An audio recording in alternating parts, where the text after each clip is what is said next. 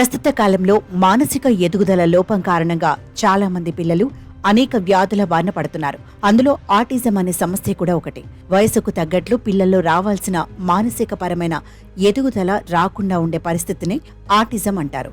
ఈ సమస్య పిల్లల్లో బాల్యంలోనే ప్రారంభమయ్యే జీవితకాల నాడీ సంబంధిత రుగ్మతగా కూడా చెప్పవచ్చు. ఆటిజంనే వాడుక భాషలో మందబుద్ధి అని కూడా పిలుస్తుంటారు. ఇది చాలా అరుదైన సమస్య. ప్రతి 100 మంది పిల్లల్లో ఒక్కరికి మాత్రమే ఉంటుంది. ఆటిజం సమస్య గల పిల్లల మెదడులోని కొంత భాగం సరిగా పనిచేయనందున వారు మామూలు పిల్లల్లా వ్యవహరించారు. నిజానికి ఇది పెద్ద ప్రమాదం కానప్పటికీ దీనిని నివారించడంలోనే అనేక సవాళ్లను ఎదుర్కోవాల్సి ఉంటుంది.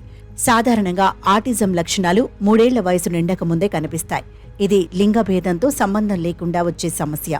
ఈ సమస్య గలవారు తరచుగా మూర్ఛ, నిరాశ, ఆందోళన, హైపర్ యాక్టివిటీ డిజార్డర్ వంటి రుగ్మతలను కలిగి ఉంటారు.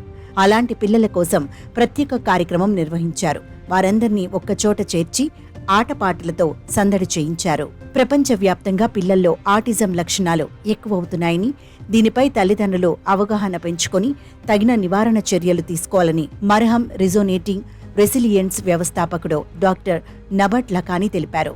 ఉద్యోగాల్లో తీరిక లేకుండా ఉండే తల్లిదండ్రులు పిల్లలకు సమయం కేటాయించలేకపోవడం, సెల్ ఫోన్లకు అలవాటు పడిన పిల్లలు తోటి పిల్లలతో కలిసిపోకుండా ఒంటరిగా ఉండటం వల్లే ఆటిజం వస్తోందని ఆయన పేర్కొన్నారు.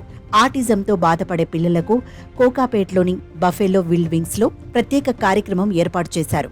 ఆటిజం పిల్లలంతా ఒక్కచోట చేర్చి రోజు మొత్తం సరదాగా గడిపేలా చేశారు. ఆటిజం పిల్లలను సైతం సాధారణ చిన్నారులాగే భావించి ఆటలు ఆడిస్తే వాళ్ల ప్రవర్తనలో మార్పులు ఏర్పడి పురోగతి ఉంటుందని చిన్నపిల్లల వైద్య నిపుణులు డాక్టర్ శ్రీకాంత్ తెలిపారు.